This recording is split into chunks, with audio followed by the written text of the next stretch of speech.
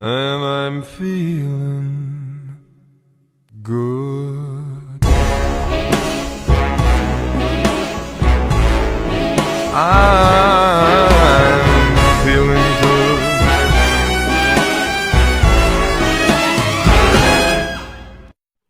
সুরাজি আসছে, খবরদার না। তাহলে তো আমি বসে থাকতে পারবো না। তোমাকে দেখে এখন তো আমার ভয় হচ্ছে। কেন কেন? সুরাজিন পড়লে আমি যে তোমার পাশে বসে আছি, গিয়ে ওই পাশে পড়বো। পরে বসে থাকো একা একা। এ না, আমি সুরাজিন পড়বো না। হুম, পরে আর কি, বসে আছে আর একের পর এক জিন আসছে আর উপহার দিচ্ছে।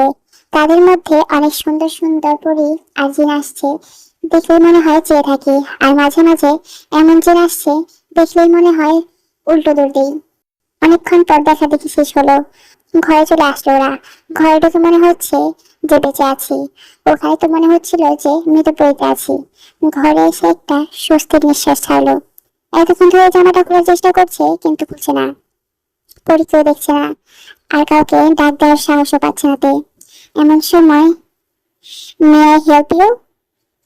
প্লিজ কাউকে ডেকে দেন। ঠিক আছে, আমি শুনিকে ডাকছি। এ না না, অন্য কাউকে ডাকেন। সবাই মেহমান নিয়ে ব্যস্ত আছে, শুধু শুনি আর আমার কোনো কাজ নেই। এইভাবে কেন তাকাচ্ছ? জামা খুলে দিব নাকি ওটাই পরে থাকবে? জামা খুলে দিতে হবে না, শুধু চেন খুলে দিলেই হবে। ঠিক আছে, পিছে ঘুরো। তো পিছে ফিরে জাংকুক আস্তে আস্তে তার চোখ সরিয়ে দেয়। তো লজ্জার সাথে সাথে একটা অন্যরকম অনুভূতি হচ্ছে। জাংকুক আস্তে করে চেন খুলতে থাকে। জাংকুক হাত যখনই তেল পিঠে লাগছে তখনই তে কেঁপে উঠছে। জাংকুক চেন খুলে দেয়, তখনই জাংকুকের চোখ পড়ে তেল পিঠে থাকা তিলের উপর। তিলটা দেখে জাংকুক একটা নেশায় পড়ে যায়। জাংকুক তার ঠোঁট তেল পিঠে থাকা তিলের উপর লাগিয়ে দেয়। জাংকুক হঠাৎ এমন করায় তে জাংকুককে জড়িয়ে ধরে। জাংকুক তে খালি কিস করতে নেয়। এই মুহূর্তে তুমি ডাক দেয়, ভাইয়া, ওরা এসে গেছে, তুই ভাবিকে নিয়ে আয়। আসছি। তুমি গিয়ে জামা পাল্টাও, আমি এখানে আছি। ঠিক আছে। দুজনে জামা চেঞ্জ করে নিচে আসে। তো নিচে এসে কান্না করে দেয়, কারণ তার মা বাবা ভাই সবাই এসেছে।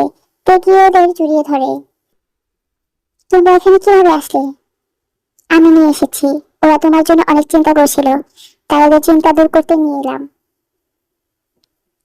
আমরা তো ভেবেছিলাম কোনো ভূতের বাড়িতে থাকবে মনে হয়, কিন্তু এটা তো দেখি রাজপ্রাসাদ। চুপ, আসো তোমরা বসো। জাংকুক, আমার ওদের নিয়ে ভয় হচ্ছে। কেন? আজ প্রাসাদে অনেক জিন আসছে, তাদের দেখি যদি। ওদের আসার আগে আমি সবাইকে বিদায় করে দিয়েছি। ভালো হয়েছে। একটু পর শুনি সবার জন্য পানি নিয়ে আসে। তারপর আর কি, জিন এক চিৎকারে অজ্ঞান। ভাইয়া ওমাকে করে বাবা কোলে এসে বসে। সবাইকে একটু শান্ত করে বুঝতে হয়। ওরা কি আমাকে দেখে ভয় পাচ্ছে? না না, তুমি কি ভয় পাওয়ার মতো নাকি? খাবার টেবিলে জাংকুক মাঝে বসে, পেয়ার সুগা দুই পাশে বসে। এই জাংকুক, এই ছুনি নাটনি আমার দিকে এমন ড্যাব ড্যাব করে তাকিয়ে আছে কেন? আর এভাবে হাসছে বা কেন? মনে হয় তোমাকে ওর অনেক পছন্দ হয়েছে। জাংকুক ভাই আমার, এমন কথা মুখে আনিস না। ওকে দেখে মরতে মরতে বাঁচছি। ভাই, ওরে এমতে যাইতে কও। জাংকুক হাসতে হাসতে শেষ। শুনি, তুই এখান থেকে যা তো। তখন ভেতর থেকে পড়ে আসি, পরীকে দেখে সুগার চোখ বড় বড় করে তাকিয়ে থাকে। পরীকে দেখে সুগার মনে লাড্ডু ফুটতে থাকে। সুগা পরীকে তার নাম জিজ্ঞেস করতেই পরীর বাবা জোরে জোরে কাশতে থাকে। সুগা পরীর বাবাকে পানি খেতে বলায় পরীর বাবা যেভাবে তাকিয়ে থাকে তা দেখে সুগার গলে যা শুকিয়ে যায়। খাওয়া শেষে পরী তার ভাইকে জিজ্ঞেস করে, ভাইয়া, গোষ্ঠরা কি আজকে চলে যাবে? গোষ্ঠ মানে? আরে মা, বোঝো না কেন? আমাদের পৃথিবীতে তো ওরা ভূত, তাই ওদের জগতে আমরা ভূত। আরে না, ও গেস্ট বলতে চেয়েছিল। ও তোমাদের ভাষা বেশি পারে না। সমস্যা নেই, আমি শিখিয়ে নেব। ভাই, আমি কিন্তু মনের কথা শুনতে পারি। মানুষের পার্সোনাল মনের কথা শুনে ভালো না, বুঝছো? কানে তুলা দাও। জাঁকুকের ঘর সুন্দর করে সাজানো হয়, লাল গোলাপ ও সাদা গোলাপ দিয়ে পুরো রুম সাজানো হয়। তেমনি বসে আছে। জাঁকুক ঘরে ঢুকতেই তো উঠে সালাম করতে যায়। জাঁকুক থেকে বুকে টেনে নেয়। চলো আগে আমরা নামাজ পড়ে আমাদের নতুন জীবনের জন্য দোয়া করি। হুম। দুজন নামাজ পড়ে চুপচাপ বসে আছে, কেউ কারোর সাথে কথা বলছে না। কিছুক্ষণ পর জাঁকুক তের হাত ধরে তো কেঁপে ওঠে। জাঁকুক তের ঘুমটা উঠিয়ে চুলগুলো খুলে দেয়। দেখে আজকে সে সুন্দর লাগছে, কোনো পরী থেকে কম নয়। জাঙ্কুকের অনেক কাজ চলে যায়। তোর নিঃশ্বাস ভারী হয়ে আসে। জাঙ্কুক তোর কপালে আস্তে করে কিস করে। পরে আগে তোমরা চোখ বন্ধ করো।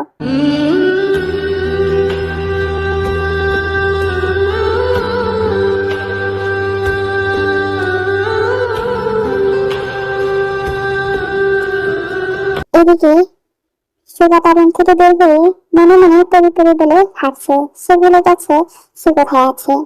হঠাৎ সুগার মনে পড়ে সে চারপাশে তাকিয়ে ভয় দৌড়িতে থাকে। সামনে পরীকে দেখে সুগা দাঁড়িয়ে যায়। আপনি কি ভয় দৌড় দিচ্ছেন নাকি? ভয়? আমি আর ভয় পেতে পাই না। তুমি এত রাতে এখানে কি করছো? কেউ মনে মনে আমাকে অনেক ডাকছিল মনে হয়, তাই আসলাম। কে ডাকবে? বাদ দাও। তোমার প্রাসাদ কিন্তু অনেক সুন্দর। তোমাদের পৃথিবী কেমন? ভাইয়া বলেছে অনেক সুন্দর। কেন, তুমি কোনোদিন যাওনি? না, বাবা যদি দেয়নি। ঠিক আছে, আমি তোমাকে নিয়ে যাব আর অনেক জায়গায় ঘোরাবো। বাবা যদি দিবে না, ও ঘোরা কিছু করতে পারবে না। আমি কিন্তু মনের কথা শুনতে পারি। তোমার ভাই বোনের সমস্যা কি? মানুষের পার্সোনাল মনের কথা শোনা? সবটা শুনি না, তবে আপনারটা শুনতে ইচ্ছা করে। কখন থেকে আমার মনের কথা শুনছো আর কি কি শুনেছো? শুনেছি তো অনেক কিছুই। কি কি? ভাইয়ের বাসরঘর সাজানোর সময় যা যা ভাবছেন তাও শুনছি। ছি ছি, লজ্জা করে না সব শুনতে।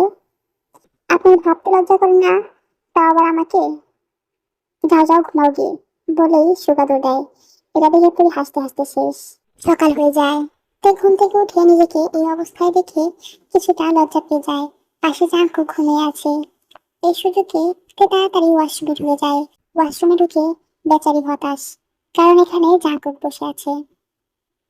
এমন চোরের মতো পালিয়ে এলে যে? পালাবো কেন? আপনি এখানে কি করছেন? আপনি তো ঘুমোচ্ছিলেন।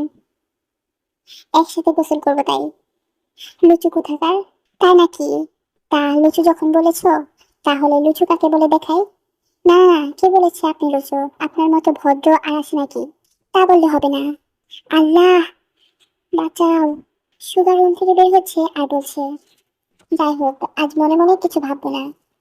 সুগা তার নাম শুনে দাঁড়িয়ে পড়ে কে ডাকছে দেখার জন্য পেছনে ফিরে দেখে বেচারা বুকে হাত রেখে মাগো বলে চিৎকার করে উঠলো।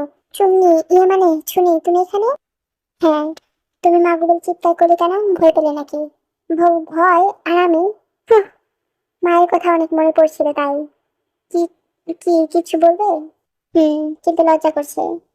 আমার ভয় করছে। কি? না মানে, লজ্জায় কিছু নেই বলো। আমার না আপনাকে অনেক ভালো লাগে। নাউজুবিল্লাহ, আপনাকে বিয়ে করতে চাই। দূর দূর দূর পাগলি, বলে কি? আমি তো তোমাকে বিয়ে করতে পারবো না। কেন কেন? আমি কি অসুন্দর নাকি? না না, আসলে কি, এত সুন্দর যে সহ্য করার মতো ক্ষমতা আল্লাহ আমার দেয় নাই। দেখো আজ আমি তোমার জন্য কত সেজেছি। তাই বলি আজ এত বেশি ভয়ঙ্কর লাগছে কেন? এমন সময় সুগা জাঙ্কুকে দেখতে পেয়ে ডাক দেয়। জাঙ্কুক আসে। কি হয়েছে? দেখ ও কি বলছে, আমাকে নাকি বিয়ে করবে। ভালো তো করে নে। ভাইও, আমি আমার একমাত্র বাবা মার একমাত্র পোলা। আমার কিছু হলে আমার বাবার বংশ আগে বাড়াবে কে? হয়েছে, চুপ থাক। শুনি এখন তোর বিয়ে করার বয়স হয়েছে জানতে। হয়েছে, চুপ থাক। শুনি, এখন তোর বিয়ে করার বয়স হয়েছে জানতে। শুনি মন খারাপ করে চলে যায়। জাগরুকও চলে যায়। সুগাপরির খোঁজ করতে থাকে। তাকে খুঁজেন? ইয়ে মানে তোমাকে। কেন?